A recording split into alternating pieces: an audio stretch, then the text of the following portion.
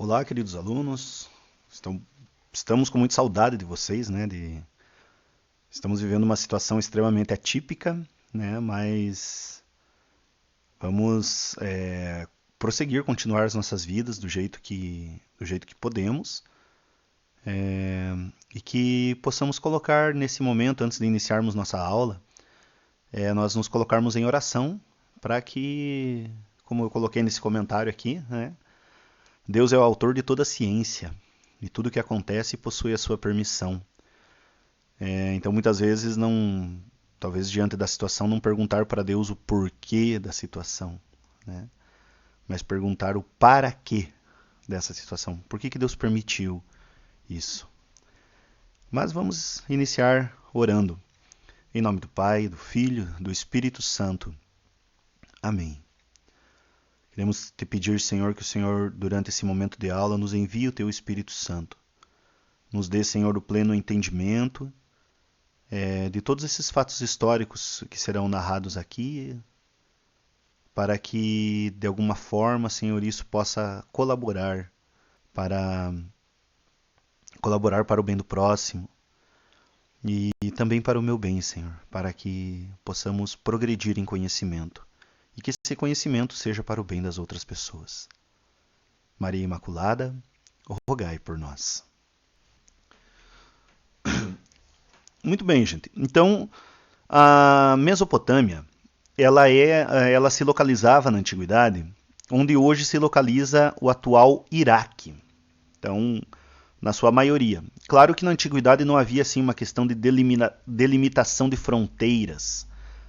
Até porque, como está ali no terceiro item, né, a Mesopotâmia foi o berço da civilização, né? A primeira região a estudarmos em história, ou seja, logo após a transição vamos dizer assim, daquele período conhecido como pré-história, o primeiro local onde surgiu o Estado, a escrita, foi na Mesopotâmia. Então não havia muito a questão assim de território, sabe? Assim, de uma delimitação de território nesse sentido. Mesopotâmia é uma palavra que significa entre rios. Então quem usou essa expressão primeiramente foi um historiador grego chamado Heródoto, de Halicarnasso, que criou essa expressão. E ele criou essa expressão mais ou menos no século V a.C., né? Então, percebam, nós vamos estudar aqui, dar a datação dos fatos, dos povos que ocuparam. Então, vocês vão perceber que o Heródoto estudou essa civilização já após a sua decadência. Ok? Bem, vamos seguir adiante. Então, alunos, aqui nesse mapa nós temos a região, né, onde nós temos a Mesopotâmia. Então vocês vejam ali Mesopotâmia, né, é uma terra, uma região que fica entre o rio Tigre e o rio Eufrates. Essa região, ela era ficou conhecida na antiguidade como Crescente Fértil. Vocês podem perceber, né, então que o rio, né, os rios Tigre e Eufrates, eles nascem ali mais ao norte, naquela região ali onde diz a Síria e a Anatólia, e eles vão descendo, né, em direção ao sul, e o termo aqui é correto, descer em direção ao sul, o pessoal geralmente confunde isso, né? Mas é um termo correto, porque o rio sempre ele vai buscando as altitudes menores, né? Não quer dizer que todo o sul é mais baixo, né, e todo o norte é mais alto. Mas ao longo do curso desses dois grandes rios da antiguidade é que as primeiras civilizações elas se colocaram, elas se estabeleceram. Então aqui para nós termos uma ideia, né, aonde esse povo, né, se estabeleceu na região do Oriente Médio, né, continente asiático. Então povos mesopotâmicos. Devido às dificuldades geográficas da região, vários povos ocuparam a região mesopotâmica entre os anos 3500 a.C. a 539 a.C. Então, vejam o seguinte, gente, que esse tempo de estudo que nós vamos estudar é um período de 3 milênios, ou seja, não é algo não é pouca coisa, né? É bastante coisa, é um tempo extremamente longo, ou seja, nós, após a era cristã, nós temos 2 milênios, né, após a era cristã. Então, esses povos que habitaram essa região habitaram durante 3 milênios. Ou seja, então o que nós veremos aqui, claro, evidentemente, é uma forma resumida de estudar esses povos. Os principais, né, desses povos que estão ali, não são os únicos, mas são os principais, esses 5 que eu cito aqui para vocês nesses slides. Os sumérios, os acádios, os babilônicos, que podem ser chamados também de amoritas, depende do material didático, alguns materiais didáticos colocam babilônios, outros amoritas, assírios e caldeus. Os caldeus também eles são conhecidos como novos babilônicos. Então se perceba que houve nesse tempo, nesses 3.000 anos mais ou menos ali, existiram o que, gente? Existiram uma troca de povos que ocuparam essa região. Ok? Então, começa com os sumérios, né, que vão ser os primeiros, e vai até os caldeus, que depois os caldeus acabam sendo conquistados pelos persas, no ano 539. Mas vários povos se sucederam nessa região. Bem, primeiramente, gente, vamos então iniciar pelos sumérios, né? Algo que eu acredito que é importante também comentar com vocês, falar o seguinte, né, gente? Veja, desde épocas antigas se brigava pela questão de um território fértil, né? Um território fértil, ou seja, e a fertilidade desse território era por causa dos rios. Porque majoritariamente nessa região onde se encontra os rios Tigre e o rio Eufrates, nós temos a prevalência dos climas semiárido e do clima mediterrâneo. Nós sabemos que o clima semiárido é um clima muito próximo do clima desértico, né? Então, desde essa época, a importância da água, né? Hoje fala-se muito da questão da importância da água, mas aí nós vemos que desde a antiguidade, né, realmente eles já viam no fator da água alguma coisa importante, como ainda é hoje. Muito bem, gente. Então, os sumérios. Os sumérios, eles ocuparam essa região, gente, aproximadamente do ano 3.500 a.C. até aproximadamente 2.300 a.C. Lembra assim, quando a gente fala aproximadamente, não é uma data exata que dá para a gente fixar, até por causa da distância histórica que nós estamos.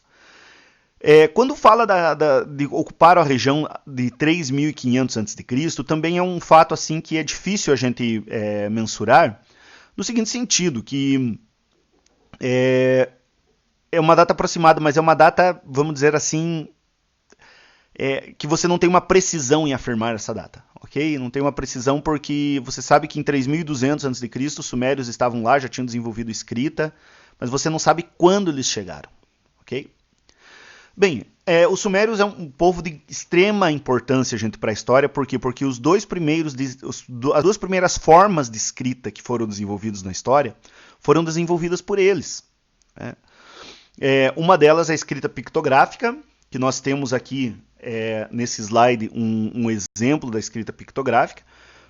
A palavra pictográfica, ela vem de picto, que é pintura ou desenho, e grafia, ou seja, uma escrita em forma de desenho. Vocês podem perceber ali, então, alunos, nessa imagem que tem ali alguma coisa parecida com o formato de uma mão, com o formato de um pé.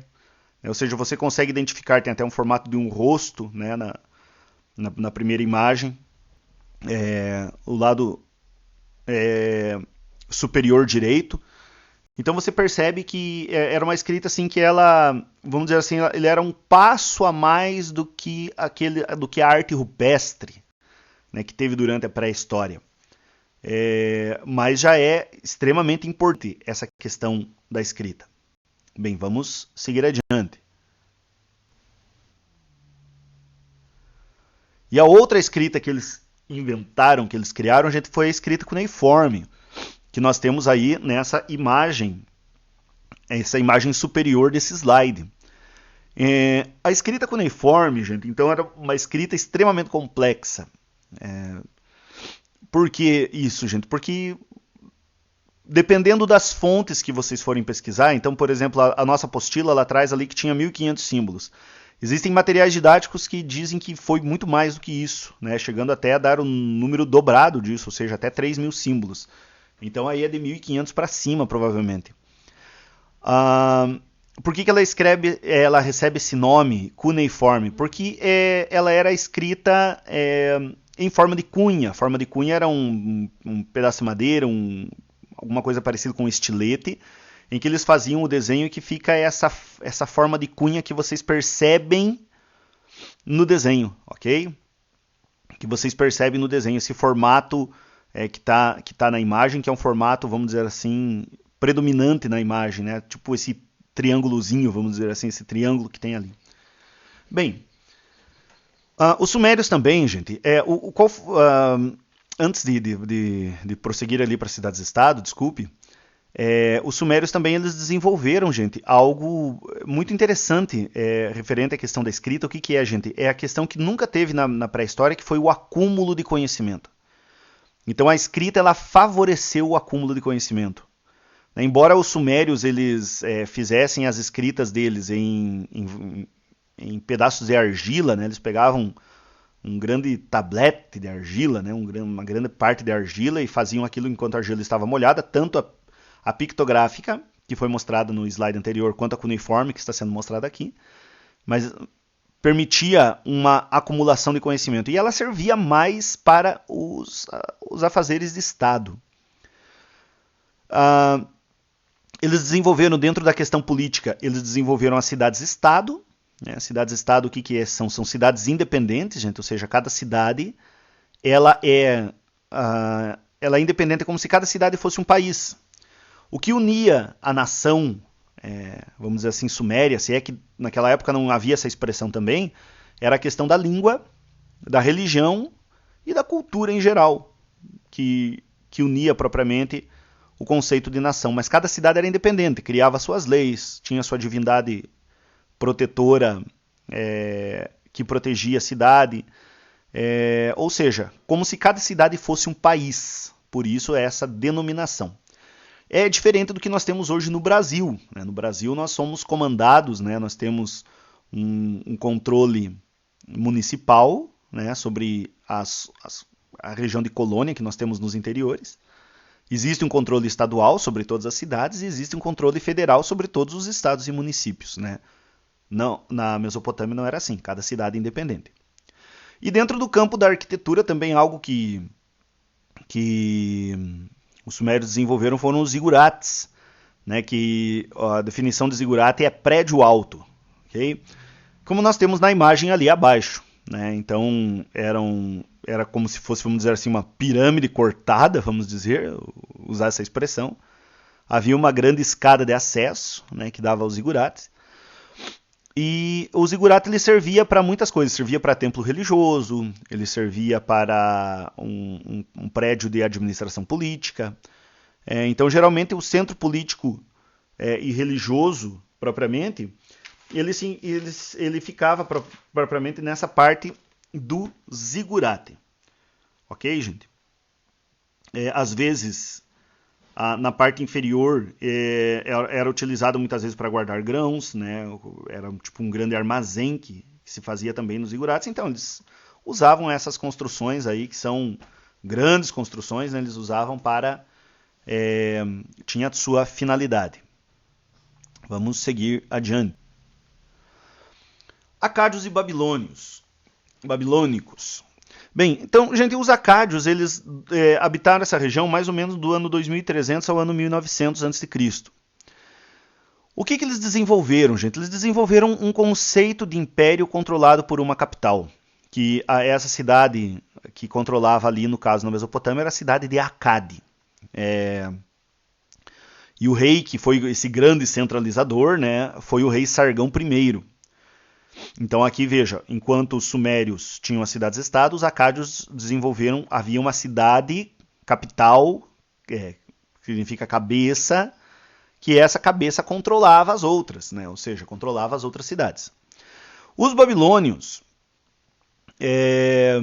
o grande destaque que os babilônios tiveram ocorreu durante o reinado de Hammurabi, ou seja, quando ele foi desenvolvido o mais famoso código de leis da região, chamado Código de Hammurabi. Vamos para frente aqui já, gente. Muito bem. Então, o Código de Hammurabi, ali vocês têm essa imagem que nós temos.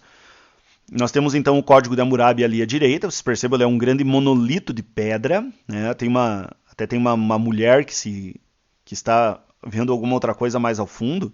Você percebe o tamanho dele. É um monolito de pedra de mais de 2 metros de altura. Eu não me recordo direito da altura, mas é mais ou menos 2,30 m, se não me engano. Então, ele tem na parte superior a imagem, né, do rei Hammurabi. E tem ali abaixo, né, durante todo esse monolito de pedra, escrito em escrita cuneiforme, você tem o quê? Você tem o código em si, o que ele quer dizer. Né? Mas, basicamente, gente, o Código de Hammurabi, ele é baseado na lei na famosa lei de Talião, né? Que tem aquele famoso slogan, olho por olho, dente por dente, vida por vida. É assim, gente. Então, lá na apostila de vocês, existe lá Interpretando os Documentos, na página 37 e página 38, então tem alguns artigos desse Código de Hammurabi. Eu sugiro que vocês façam a leitura. Né? Eu lembro que com o primeiro B nós fizemos a leitura, né? Não com o primeiro A. Mas assim, que vocês releiam esse texto para vocês darem uma olhada mais ou menos de como que eram as leis há 4.000 anos atrás. Uma coisa que é interessante é assim, a gente costuma julgar em história as coisas do nosso ponto de vista, do nosso tempo. E a gente tem que procurar entender que as coisas propriamente, né, a gente tem que tentar se transportar para o tempo deles para a gente fazer um julgamento mais, vamos dizer assim, mais honesto de como era aquele povo. Se a gente julga com os olhos do presente os povos do passado, a gente está julgando de forma errada. Então, a gente tentar entender a mentalidade dos povos do passado. Mas assim, gente, quando diz ali olho por olho, dente por dente, então quer dizer basicamente isso. Ou seja, se você cometer um delito, um crime contra o governo, se o governo capturar, vamos dizer assim, pegar você for preso pelo governo, pelos soldados, você vai ter que pagar esse crime da mesma forma, você paga esse crime com a mesma coisa que você fez. Então, olho por olho, dente por dente. Se você lá numa briga, vamos dizer assim, né, furou o olho de uma pessoa, então você furou o olho direito da pessoa, você cegou-a. Então, o seu olho direito será cegado se você for pego pelo governo. Ok?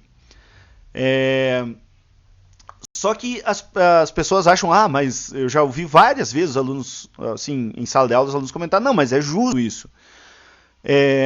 Só que esse tipo de lei, gente, eu escrevi ali embaixo, ele não era justo, né? Pois ele fazia distinção entre pessoas livres e escravos. Então, por exemplo, se você, vamos dizer assim, se você cometesse um assassinato contra uma pessoa ali, se o governo pegasse você, que tem esse detalhe, né? Se o governo pegasse você pagaria com sua vida. Mas se você matasse um escravo, você não pagaria com a vida, você teria que pagar um novo escravo para o dono desse escravo. Então, não é totalmente perfeito não, gente, que nem as pessoas pensam, ok? Esse foi o mais importante desenvolvido pelos babilônicos. Vamos seguir adiante. Os assírios. Então, os assírios habitaram essa região, gente, mais ou menos do ano 1300, 1200 a.C. até pelo ano 600 a.C.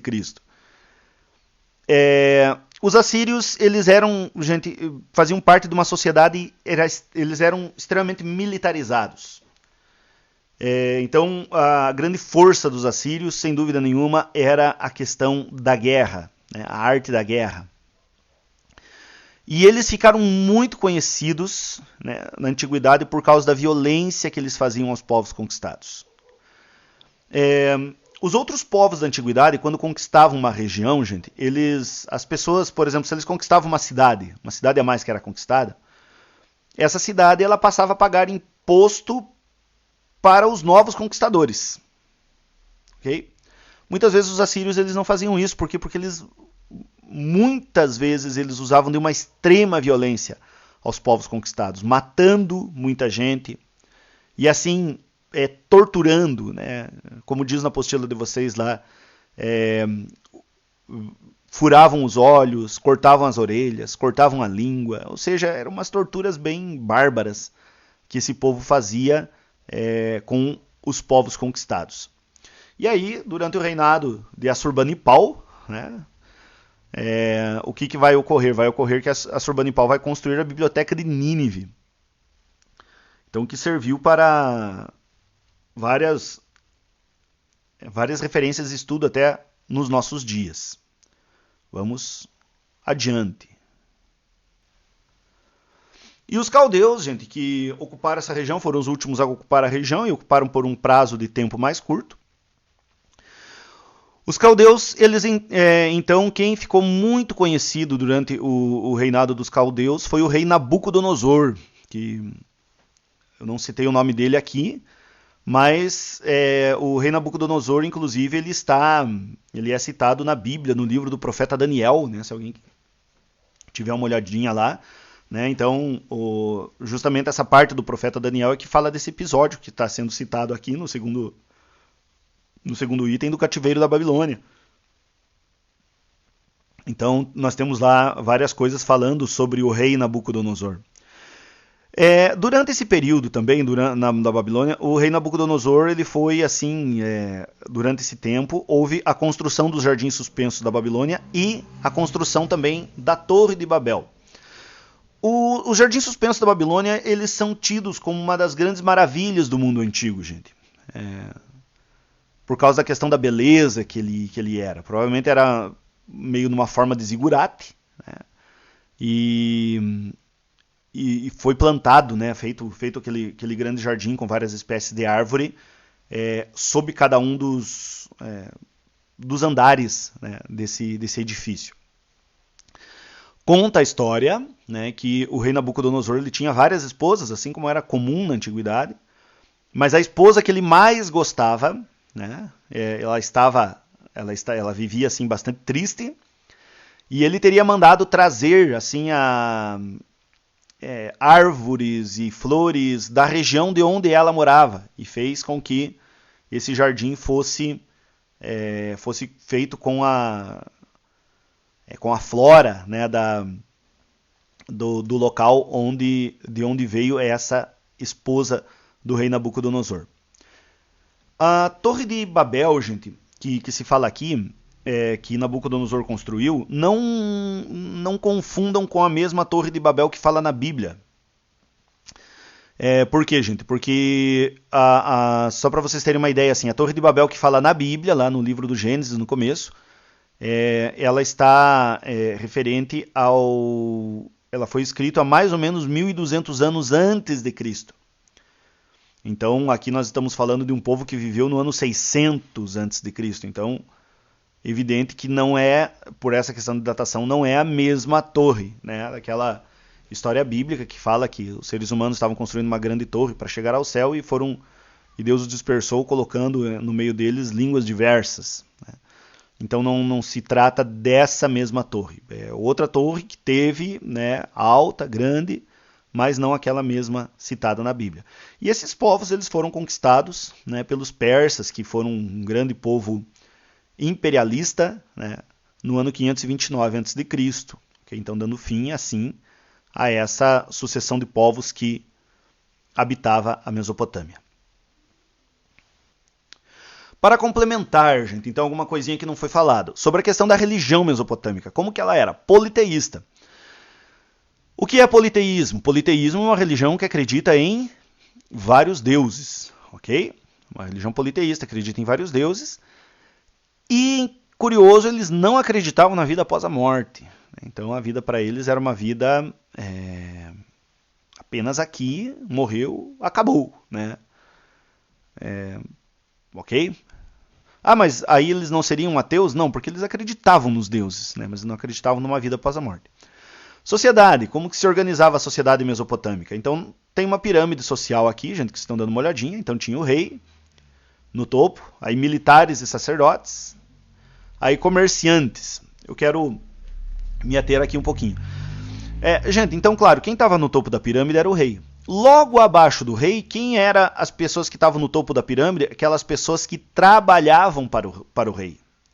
Militares, né, porque faziam aquilo que o rei mandava, e sacerdotes. Por que os sacerdotes? Porque os sacerdotes justificavam o poder do rei. O rei, nessa época, gente, ele era visto como um deus.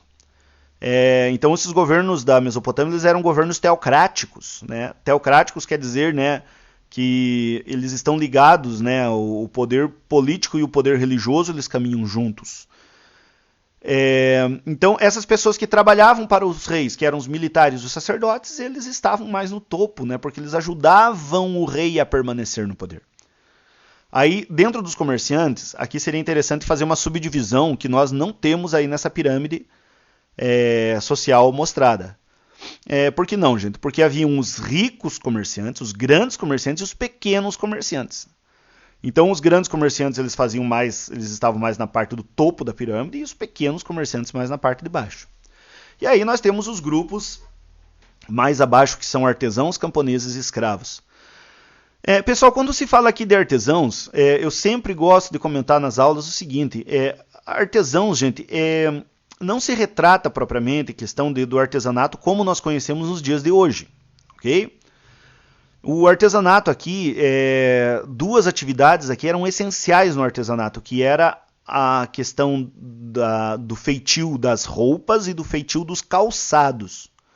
Hoje nós temos o feitio de roupas e calçados que parte de um sistema fabril, ou geralmente maquinofaturado, né? Que a Revolução Industrial transformou isso a partir do século XVIII. Mas antes do século XVIII, a atividade artesanal ela era uma atividade extremamente comum, ok? Extremamente comum. Temos os camponeses, que fazem parte também ali, né, as pessoas que trabalhavam nos campos com agricultura, na beira dos rios, tal, que pagavam bastante impostos, né, diga-se de passagem, porque muita parte dos impostos nessa época também não vinha muitas vezes pela questão do dinheiro, vinha muito pela questão dos produtos agrícolas. Né. E nós temos na base da pirâmide os escravos, que não tinham direito nenhum. Né. Eu sempre falo assim também para vocês, alunos, quando se fala da questão de escravidão, a questão de escravidão é a seguinte nessa época: você não tem, propriamente, não confundam a escravidão com a questão da cor de pele. Né? A escravidão é uma situação de trabalho, ou seja, o trabalhador ele está privado da sua liberdade e está privado de ter direito à propriedade. Independe de cor de pele. Nós geralmente confundimos a questão da escravidão com a escravidão negra porque nós tivemos isso no Brasil. Mas qualquer pessoa, né, vamos dizer assim, de qualquer lugar do mundo pode ser um escravo desde que esteja submetido a essas condições de trabalho.